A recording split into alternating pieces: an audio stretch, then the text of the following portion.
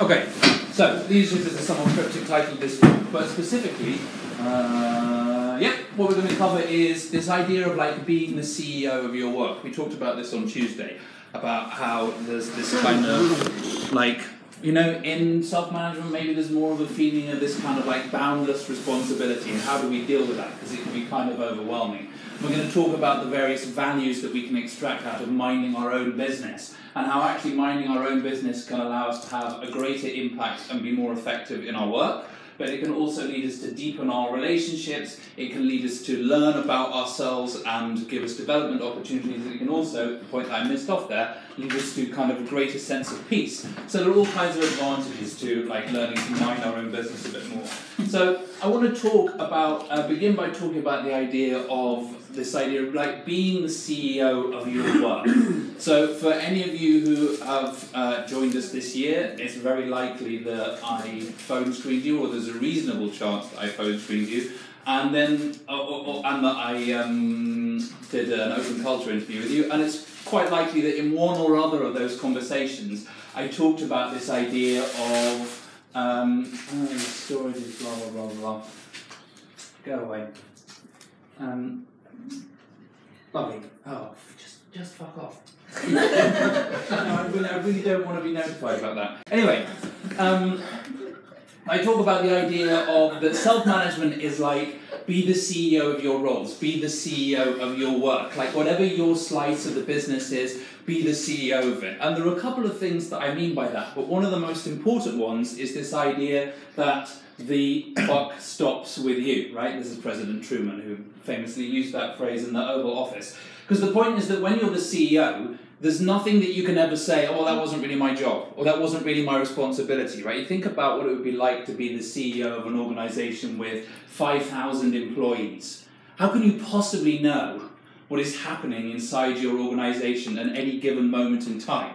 But yet if something goes wrong, who is the person who is responsible for that? Like if you're actually any good at your job as a CEO, you take responsibility for the stuff that you couldn't know about, right? So what is it that allows people to do that effectively? To be in that position where they have this kind of boundless responsibility, they know that they can't possibly do everything, but they have to somehow live with that and be effective. And what is it that they're doing that maybe we can do, that we can learn from? So, this is a bit, this will often show up with the sort of like an endless parade of CC'd emails, right? But the CEO can't CC anybody else to reduce her responsibility in a situation. You know, I mean, I don't know if like in your experience of where you've worked before, like this has certainly been the case with me, like in my last job, where we were like a PR agency, and we definitely had a client where they had like the curse of the CC was part of their culture. You'd email the client contact to say, oh, here's this thing that we're doing next week. And every email that was replied to, more people would be CC'd in. And it's this sort of diffusing of responsibility. Like, I don't really feel that I want to take responsibility for this. I'm not specifically asking for you to do anything about it, but I just want to be able to blame you if things go wrong, right? It's not really a kind of taking responsibility kind of approach. So it's something that we really want to try and move away from. And instead, the approach that I want to encourage us to take, and this is an approach that I have learned to take much, much more while I've been working here, is the idea of like risk assessment. You know that you have a load of plates that you're spinning, you know that you have a load of balls that you're juggling, and maybe some of them will get dropped. Right? Maybe they won't. Maybe you'll be lucky, maybe they'll just all keep spinning, there'll never be a problem, but maybe some of them will get dropped. So the skill is in saying, wait, okay, of all of these things that I have going on, which are the ones that I absolutely cannot afford to let hit the floor, and work on those. And then if others do hit the floor and there's some firefighting to do, we go in and we sort that out later on. But initially we just think, where do I absolutely have to put my attention? Right? So deciding what is the highest value place for us to work. Now this is actually something that we're all asked to do in Alacrity. There's a little bit of a delay here. I can see that it's, come on. Oh, it's the internet again. Okay.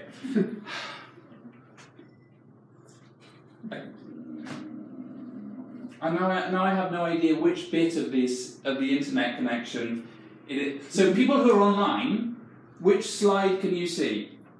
Can you see the slide called risk assessment? I can't see a slide at all right now, but I'm following. So there's a lesson for all of us about, you know, like, my whole intention with this was to try and make it, okay, so I'm on, Can I see it on your screen? yeah, maybe we'll just do that, like, well, no, because it would be her, okay, well, if people online can't see the slides anyway, which is, no point in, We see them earlier, they just dropped off. yeah, well, okay.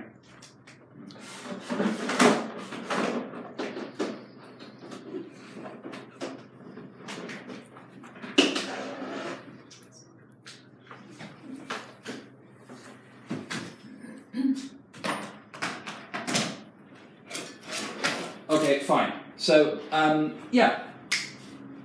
I'm sorry, this is proving really, really difficult today. I feel quite stressed by this. You're killing it, Andrew. Yeah. Yeah, chill, man. It's all good. So, this idea of choosing where we have to add value. Great. So actually, this is what Holacracy helps us do. It's one of the reasons why it's such a useful set of tools, because it allows us to understand what does it mean to be effectively self-managing. 1.2.5. I mean, it's catchy already, isn't it? Directing attention and resources. I mean, this is one of the things that's annoying about Holacracy, is that these really powerful things are often encoded in these really dull or obscure or slightly hidden ways. But like, whenever you have time available to act in your role, you're responsible for considering the potential next actions you could efficiently and effectively do at that point in time, and executing whichever you believe would add the most value to the organisation from among that subset. Which is basically saying, this is what self-management is. You've got a load of plates spinning in the air. What's the most important plate right now? What is the plate that absolutely cannot afford to drop? How can you add the most value? And that's kind of like what it is, or at least part of what it is, to be the CEO of your role. And you know, if you're struggling to think in a particular role, how do I add value here? I want to remind you that we looked at this earlier in the year. Kuhn came in and did a fundamental session with us on role leadership. So I think there's a video of that you can check back on, but if not, the role leadership questions are on Dropbox. So and it's in a whole file called Kuhn's Holacracy cheat sheet, which is very, very useful. I really recommend it. But these are great questions to ask, particularly if you're engaging in a new role or you're trying to kind of turbocharge things a bit. So part of like living in this world where you have potentially unbounded responsibility is about taking a risk-assessed approach and choosing the highest value thing to work on. But part of it is also about having an effective border control, right? About choosing what you are going to let into your walled garden. What are you going to take responsibility for, and what are you not going to take responsibility for, right? Once the plates are spinning up there, we're kind of responsible for them, they're ours. But there's a prior question, which is, well, which plates are we willing to spin or not? You see, like, which things are we going to let through? And this brings us to the question of, like, minding your own business, right? And it's really difficult as a human being to mind your own business, right? It's really hard, because we have opinions about stuff. But, you know, here are some ideas that you may or may not agree with. Like, what happens inside my house is my business. Like, what I do at home, you can have opinions about it, but I don't care, right? Here's another idea. How I look, how I choose to look, the kind of personality that I choose to have, how I behave in this way. This is none of your business, even if you don't like it. My gender is none of your business. It doesn't matter whether you know what my gender is or not, no matter how anxious it makes you about whether I'm in the right bathroom or not. Like, my gender is my choice. If I want to say that I'm a wolf or a unicorn or anything like this is an actual argument that I've had with Daniel. I don't know what he thinks about it now, but we talked about it a couple of years ago. Like, you know, it's none of your business what I say about myself, the claims that I make about my own identity. And you might think, well, wait, I have an opinion about this, right? Well, guess what? Welcome to the human condition. We have opinions about things. Everybody has opinions about things. It's completely normal. Oh, thank you for your unsolicited advice. Allow me a few moments to pretend to carefully consider it. Right? Your opinions about stuff that is my business, that's unsolicited advice. Right? So I'm always entitled to just say, you know, this is what you should do. But, right, it's not quite as simple as that. It's not quite as simple as saying, if you have opinions about stuff that's not your business, just zip it. Right? And there are a couple of reasons why it's not quite so simple, I think. The first of which is, like, what do you do about the fact that you're really feeling this, right? It's kind of none of your business, but you have an opinion. There's some real impact that's going on for you. What do you do with that? Well, the great thing here is that we have some opportunities for self-study, right? We have an opportunity to learn about ourselves in this experience. And the first thing is coming back to this idea about, like, what's my business and what isn't my business. This is a really, really developmental question. Trying to distinguish where my boundary lies. You know, what are the things that are within my responsibility? What are the things that aren't within my responsibility? Where does the boundary between me and the outside world lie? Where does the boundary between me and other people lie? So these statements about, like, you know, how I look is none of your business, what my gender is none of your business, what my identity is none of your business, what happens in my house is none of your business. These are not straightforward or uncontroversial statements. What they are is statements that you would typically expect to hear in an open culture interview from somebody who passed. Right? Because these are self-authoring statements. These say, oh, there's a clear boundary where I have a, you know, because like maybe what happens in my house is a relatively uncontroversial one, or there are still people who might have opinions about that, right? And I'm not talking about stuff that happens inside my house that impacts you, like I'm having a loud party and you can't sleep.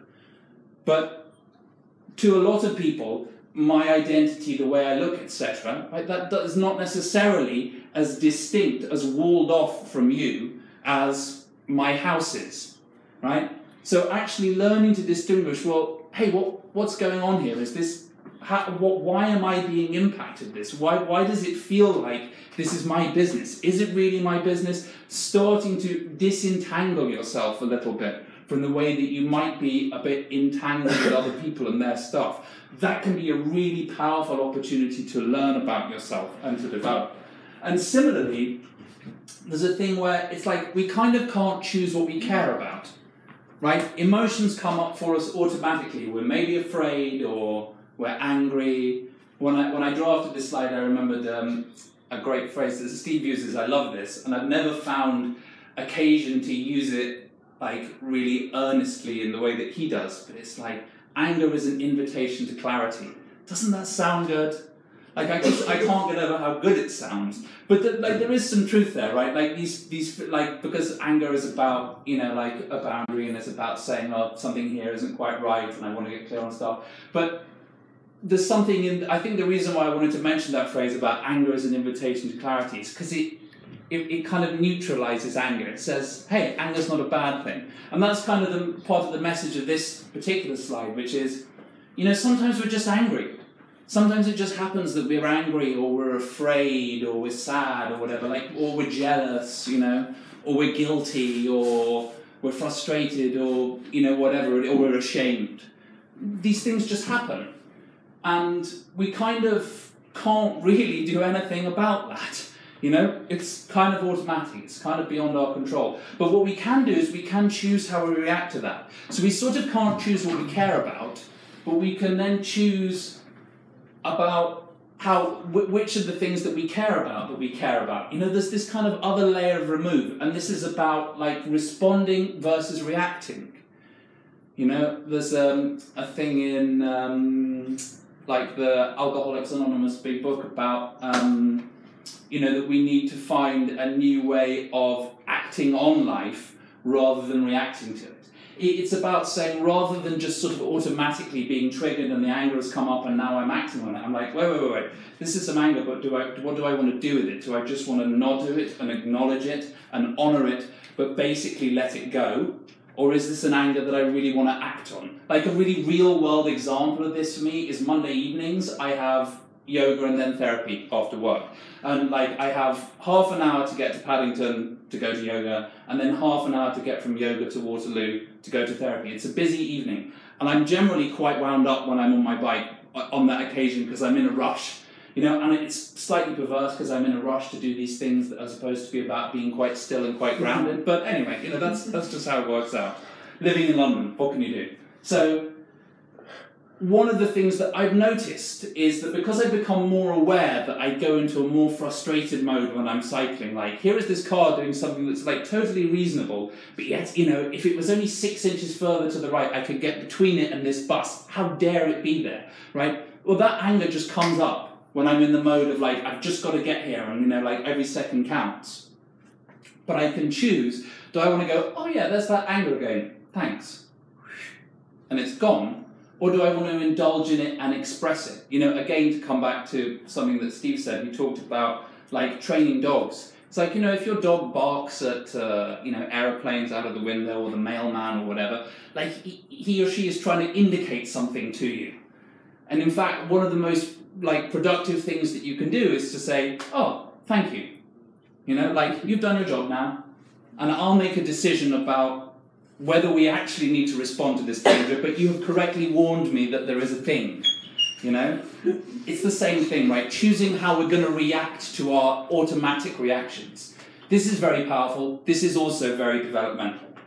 And while we're talking about this, the decision that we're effectively making here is the thing that's captured in the Serenity Prayer. It's another thing from 12 Steps about God grant me the serenity. I mean, you don't necessarily have to, you can always cut out the God thing, right? But the point is, it's about grant me the serenity to accept the things I cannot change, courage to change the things I can, and the wisdom to know the difference. These three things are so powerful as a force in our life. Like, is this really my business or not? And if it isn't my business, how am I going to deal with the fact that I'm full of all these feelings about it? And if it is my business, how am I going to harness these feelings to actively make a change? How am I going to channel them in a good way? And this is, I couldn't find the thing that I really wanted, because this message from Brené Brown appears as a loading message on Slack. But I couldn't find the screenshot of the loading message on Slack, and I thought, given that my Slack is currently taking about 4 minutes to load every time I restart it, I thought I'm not going to risk that. But anyway, stay in your own lane, comparison kills creativity and joy. What's the point of that? It's like, it's not staying in your own lane, like getting into comparing. This is getting into other people's business. Staying in your own lane is minding your own business. Like, why am I putting my energy into following up on the opinions that I have about your stuff, when instead I could be putting energy over here into making my stuff better?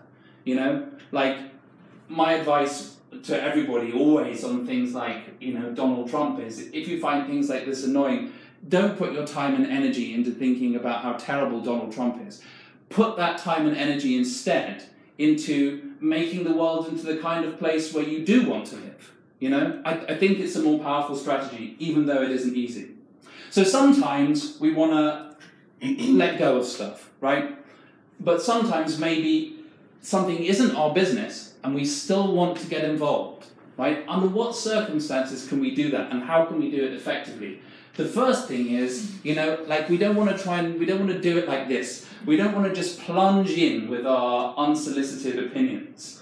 The first thing that we want to do is we want to ask if we can offer. And remember, you're offering someone a gift. Would you like my view on this thing that's none of my business? And people are always entitled to say, no. Dan keeps saying to me, would you like my view on this radio interview that you did last week and how you could handle it better? No. I mean, maybe one day I will, but right now, no. I'm not interested. Thank you. So you always have the right to say no to that question. And hey, here's another developmental thing. Saying no is an asserting of boundaries, is a learning about what's okay and what's not okay. Saying no is one of the hardest things to do. So great, have an opportunity to practice saying no. You say to somebody, would you like my advice? You give them an opportunity to practice saying no. But if you are going to offer unsolicited opinions, there's a really good way of doing it. There's some judo that we can apply here. There's a story in Edgar Sheen's Humble Inquiry where he talks about walking in a forest, and he's not actually in the process of foraging, but it's that kind of setup. And he sees these beautiful mushrooms, right? And he's just admiring the beauty of nature and the wonderful colours and the patterns, right? And the woman comes up to him and says, do you know some of those mushrooms are poisonous? And he reflects on this story and he was like, it was just really jarring, because she had a load of assumptions, which was that I would be looking at these mushrooms with the thought of eating them, or that wasn't actually the activity that I was engaged in, right? I was admiring their beauty and their colour. So whether they're poisonous or not is totally irrelevant. And the point that he's making here, and this loops us back nicely to some stuff that we've explored in recent weeks, is there's a kind of vulnerability thing here. sort of staying with the fact that you actually don't know. Like once you start having opinions about something that's somebody else's business, you're entering their world, and you don't really know very much about their world. You know, you might think that you do, but you don't. So remaining open and sticking with the fact that you don't know and being willing to ask a question, and this is what he talks about with this mushroom story, is, you know, if she had asked him what he was doing, you know, or found some way to indicate that she didn't actually know what was going on here, rather than assuming that she knew what was going on and then wading in with advice, like, oh, hey, would you, you know, like some advice about these mushrooms, or, no, I'm fine, thank you, I'm just looking at them. Oh, okay, great. You know? As opposed to, I assume, do you see what I mean? Like, it seems like a really subtle point, but there's something about staying with that sense of vulnerability, being willing to say, I actually don't know what's going on for you. I don't have the full facts here, but I have a bit of a reaction. And, you know, this is what seems to me to be going on here, and how does that fit in? And then the crucial thing is, like, staying with the impact of that, you know? Like, I've offered you this unsolicited I've offered you this unsolicited advice. I've entered into your world. You know, I don't want to, like, throw it as a hand grenade and run away, but I want to see, like, oh, was I right? Was I wrong? Was it okay? Was it not okay? You know, so don't offer unsolicited advice unless you're, first of all, willing to be refused, and then secondly, even if you're accepted, that you might be told, what you said is really unreasonable, I don't like it, because you just missed all of this stuff about me in this thing that you said and about my world. So here are some ways that we can deepen relationships and learn more about ourselves and achieve maybe a kind of greater sense of equanimity through the way that we handle stuff that is our business versus isn't our business. And I want to loop it back to the work that we do day to day. This is the Holacracy Who Cares flowchart. You know, I mean, there's this great point. I mean, they have this sort of series of, like, what do they call it? The Holacracy Habits series, and, you know, some of them are better than others, but some of them are really good. And, you know, one of them does make this point, which is, you know, actually it becomes more and more of a skill in the world of work to not care about stuff, to actively not care about stuff. You know, which is weird, because for so long what we've heard about is this message of we want a really engaged workforce, we want everyone to really care, and now we're saying, oh wait, suddenly there's so much information that actually what we want is people who can choose what they're not going to care about, because maybe people are just going to care automatically, and actually the skill is deciding what not to care about. And, you know, essentially in Holacracy, if it's not your role, it's not your business. So the system is there to really help us understand, like, where in a work context is the boundary between stuff that is my business versus stuff where I'm offering unsolicited advice. Like, does my role care? Great, I can do something about it. You know, I can raise attention with someone else. I can say I'm being impacted by what you're doing. It's causing a problem for my work. You know, and these things can be indirect, right? There could be a sense of, oh yeah, like, you're spending money on this thing. Well, actually, wait. Does that impact my role or not? Like, does that money over there? And, you know, maybe it does and maybe it doesn't, right? It's not a clear-cut thing. It's not just like you're doing your job and therefore I can't have an opinion about it.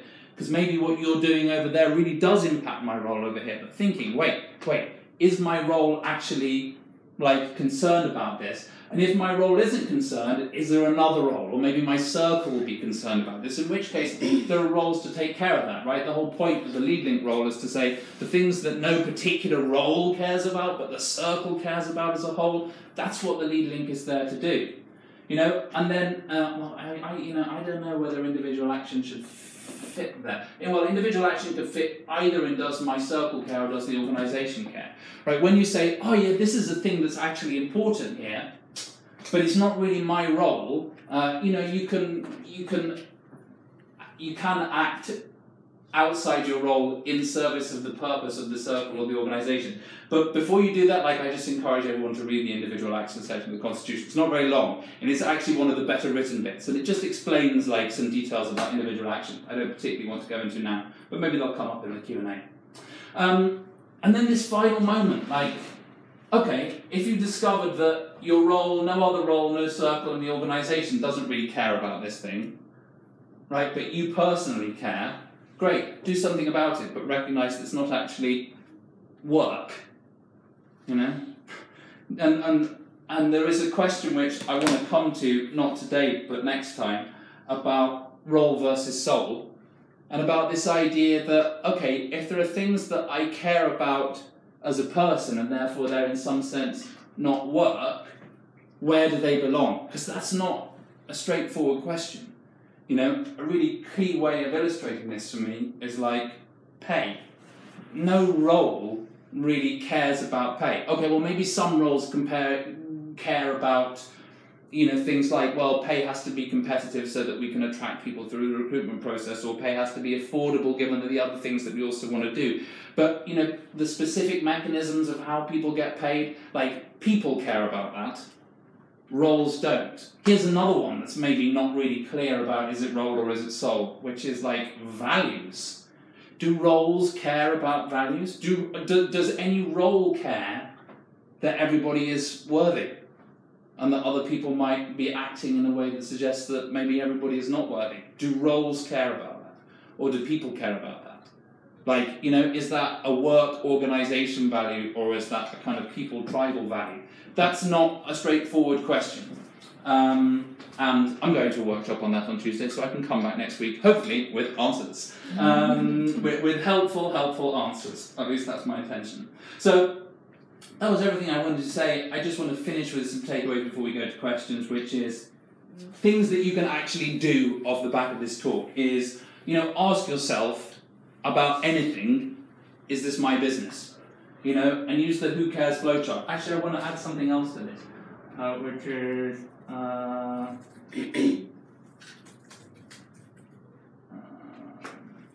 which roles are being engaged. You know, you can get clarity on that. Like, oh wait, is this your business? Is this my business? Whose business is this? You know, Holacracy, like, we don't have to do it all the time in Holacracy. Like, it's not, we're not automatic. We're not in some kind of like, I mean, as I'm sure you've picked up, right? It's not about enacting something in a sort of ritualistic kind of way. But it's just, every so often we can step out of the messy reality of what it actually is to be a human being trying to get some work done in a complex world with other human beings, and go, oh wait, we have a model which allows us to just abstract some stuff here and get a little bit of clarity, like, where would we draw the boundaries if we went back to the model? Oh yeah, does that actually help us dive back into the mess with a greater sense of how we're going to resolve it? Right? That's the value in Holacracy, is this mess, and it's a model that sits on top of the mess that helps us navigate it. So, which roles are being engaged, and use the who cares flowchart. And if it isn't your business, you know, like, reflect on the serenity pair, like, reflect on letting it go and focusing on your own stuff. Or if you really do want to offer people advice on something that isn't your business, you know, try and stay as vulnerable and open as you can to the impact that you're having and the fact that you don't know about their world. Yeah, so that would be everything that I wanted to say. So, Q&A, yeah, any questions? In terms of when we approach someone to give them like feedback which is related to their role in their work, yeah, based on what you've just mentioned then, would you prefer people, so like sometimes advice is kind of like given on Slack, but it's the whole fully formed argument first? Whereas are you saying you would prefer someone to actually say, I have some advice on X, would you like to hear it? And then give them the option to actually be like, yay or nay? Yeah. Yeah, I think that's a really nice approach. Yeah. Like, you know, I mean, again, it's, you know, it's like, if it isn't your business, because maybe it's your business, right? Like, maybe you have a role from which you're just totally entitled to speak about that thing. Mm-hmm. Because it's like, oh, if you do that thing, it will impact my work in this way. You know, or whatever, right? But if it isn't your business, yeah, like, do you want my opinion about this, or not? You know? Mm-hmm. Yeah, but I do also want to say, because we talked about this before, sometimes having these kind of very vulnerable feedback conversations is hard, right? I mean, sometimes, like, it's always hard. And so sometimes it can really help to actually say, yeah, I have a whole load of thoughts about that, and here they are in this email that I just kind of fired at you. You know, boom. But then the sort of the I will meet you there part is like, I realise that I've made a load of assumptions, I don't know what's the truth about it here, and, you know, like, let's meet and talk about this. That's the thing, is like, you know, I think that it's totally okay as a tool to occasionally fire out just some stuff at people, provided you then say, yeah, I'm willing to follow up on this and to actually know, was I right, was I wrong, did I communicate it in a shitty way, like what happened? Does that answer your question? Or is there more? Yeah, it kind of does. It just seems like there's two different ways in which you can kind of do it. And I was just trying to be like, if we give people the option first, if it's not anything, if it's not impacting any of our work or our roles or our circles, then we explicitly ask them, like, for that, like, are we allowed to, like, are you happy for me to comment on X, rather than just giving them loads of blurb first? Because when you receive a fully formed argument, you can't really be like, well, I'm not going to read this or take it into account. It's kind of, it's already there staring at you in the face. That's kind of the difference. Yes, I'm sorry if I wasn't clear, because that is a really good point. That I think that it is more powerful to do what you're saying there, which is, hey, do you want this advice before you offer it? And I think it's more powerful on both sides, right? Because once you've got permission to say it, the other person's probably going to be more receptive to it. Like, it's something that they have said, yes, I would value this would be useful to me. But also, if they say no, there's something about the fact that you kind of know where you are suddenly at that point. Do you know what I mean? Like, instead of thinking, oh, here's this thing that I care about and I can't let it go, it's just nagging away at me. And you're like, can I offer you some feedback on that? And they go, no. And you're like, okay, well, I have my answer now, which is that I just have to find a way to let it go. And maybe it's not going to be easy, but I'm not left in this thing of like, because I think one of the things that gets really difficult, like certainly reflecting on my experience, is this feeling of suddenly being like a really small person holding a really big burden. Just like, I feel responsible for this thing, and it's like, oh God, and it's, you think, I mean, let's just think of this enormous sort of stack of plates, like a waiter under an enormous stack of plates. And if somebody says to you, I'm not actually interested, you're like, oh, okay, fine. Like, I'll go and deal with something else. Suddenly it's not really your responsibility. You've learned a bit about where your boundaries. Performance feedback would obviously be different. Again, I think it's like, if it's performance feedback, yeah, well, it's... Because it should be impacting somewhere further up your chain. Exactly. Like, here is my expectation of how you would be doing your role. Well, it's like, in some ways, is it my business to say to Pippa that I have expectations about how you do your role? I kind of don't think that it is immediately. Do you know what I mean? Because is my work direct? Like, if I say, oh, this message that you're putting out, like this headline in this particular blog post about culture is unhelpful to me, from a recruitment perspective, because I think it misleads people a little bit and we could say something different. Great, so then I am being impacted. But like, like you should be doing, I think that you're spending time on this when you should be spending time on this. It's like, oh, that's not really my business, unless there's something in governance, right? If there's a thing in governance that says this role does this, it's like, oh, I actually have an expectation here that you'll be doing this and you're not doing it. Or vice versa, right? Vice versa, like recruitment. Like, maybe Pippa has views about how recruitment is being done that she wants to offer. Maybe she's like, the messages that recruitment are putting out in job adverts are not helpful to what we're trying to do with our brand, so please change them. Great, clear from the role. Or, hey, recruitment, I have an expectation that when somebody comes in for shadowing, someone within recruitment will have made sure that that person is being looked after and that there's a plan, and instead I'm kind of here looking after a candidate who's turned up and looking a bit lost. Really helpful feedback, because there's something in governance. I have views about how recruitment is being done and I would like it to be done differently. Not your business. But maybe it will be helpful, following these rules about unsolicited advice. So performance feedback. That's my answer. Like, does it come from a role that's being impacted? Did you get what you need? Perfect. Great.